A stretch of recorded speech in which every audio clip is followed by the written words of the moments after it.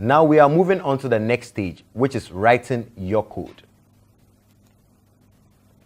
Now writing code in Worklight begins in a single DOM model.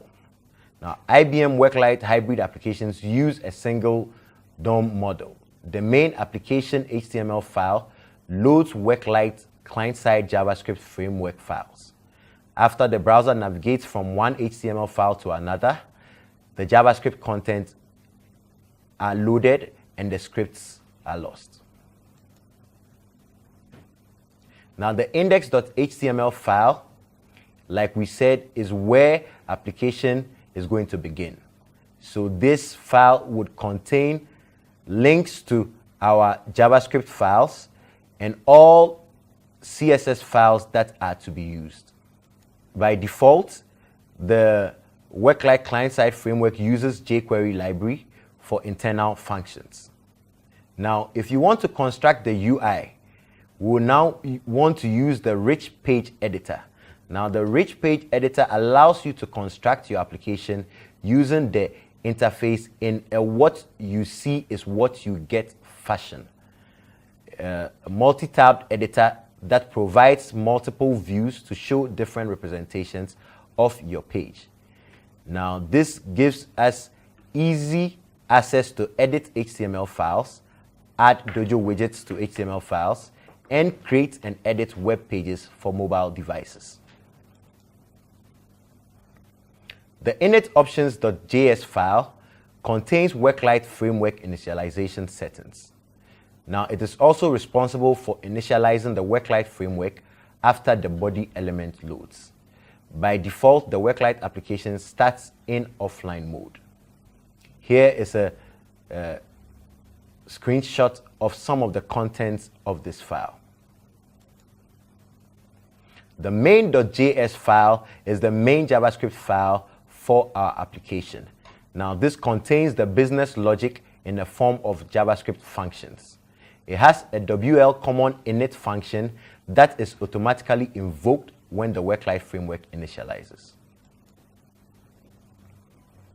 To add an environment to your application, you would want to click on our Worklight icon and then navigate to Worklight environment.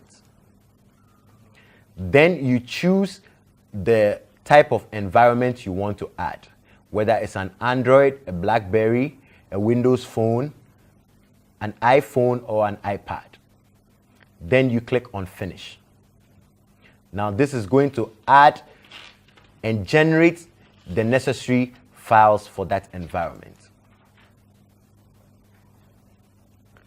The Android folder contains the following subfolders, similarly found in the common folder.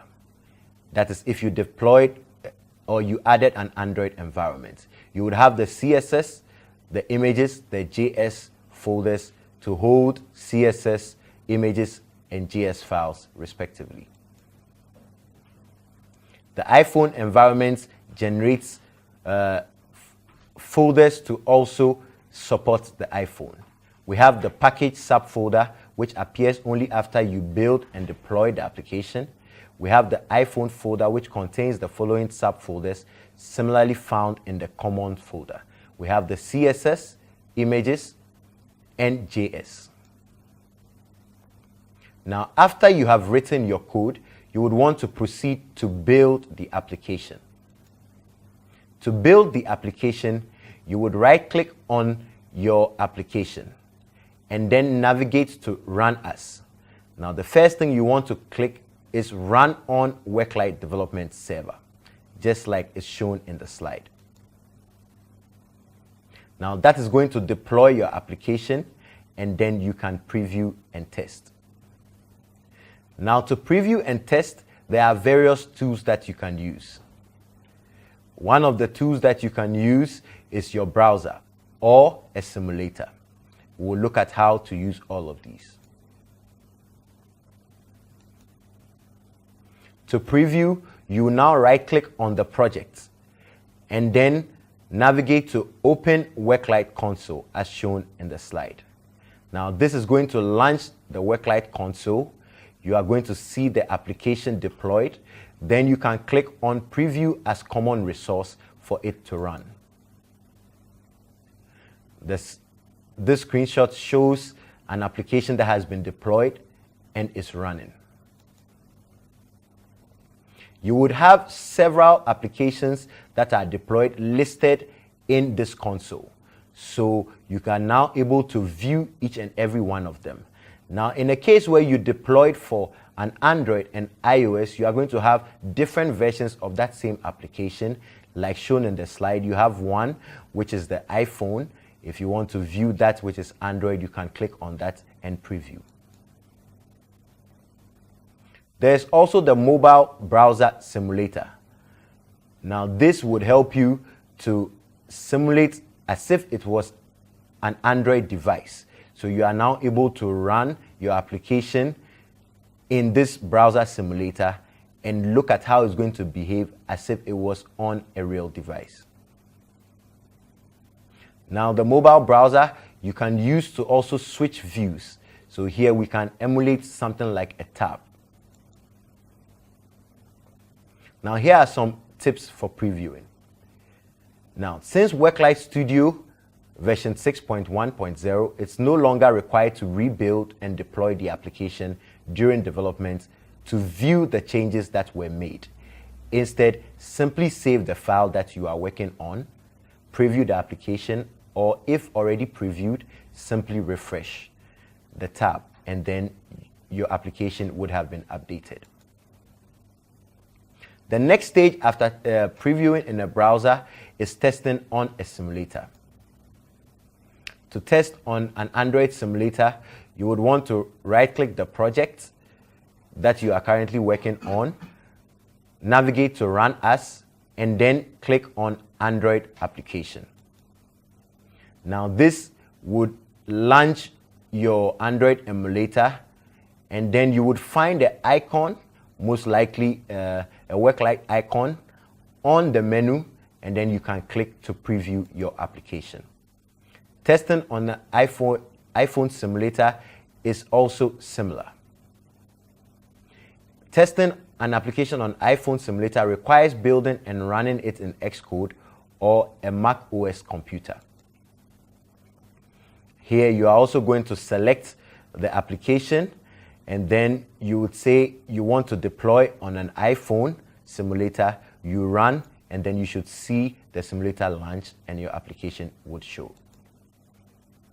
Then finally, when you have previewed in the browser or tested in the simulator, you would want to check and make sure that it's running just as required on a device. To test on an Android device, we want to build a mobile application and then push it onto a device. Now, testing on an Android device requires installing a USB driver on your computer to recognize your device if the generic Google USB driver that is provided in the SDK does not support it. You need to enable USB debugging on the device and then connect the device to your computer by using a USB cable. After these are met, you can now select to run your application on the device in the Android device chooser window. Testing on an iOS device. Before you can deploy to an iOS device, you must enroll in the iOS developer program. Now, this requires a paid subscription. You can register as an individual or a company. Then you provision the device for development. Now, this process involves obtaining a developer certificate that allows you to sign applications, obtaining a provisioning profile that identifies your developer certificates, your device, and the applications that you can run on the device. Now, this is the process you would need to follow in enrolling in an iOS developer program. The link here would direct you straight to this interface where you can enroll. Then you need to provision the device. Before you can deploy and test an application on a physical device, you must build and install a provisioning profile on it. This process involves the steps as illustrated here.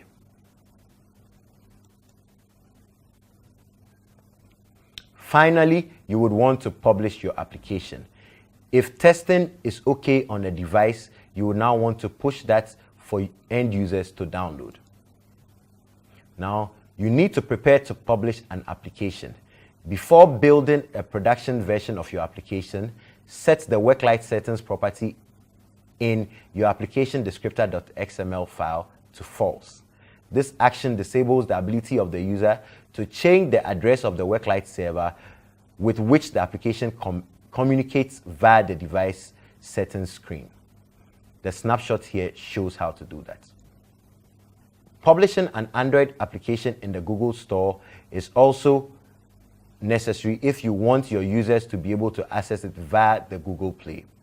To do that, you will need to also sign up using the link provided and then follow the steps thereof. Publishing an iPhone application in the App Store also needs you to also follow the link provided. The steps are listed there. You follow that and then you are able to deploy. Thank you.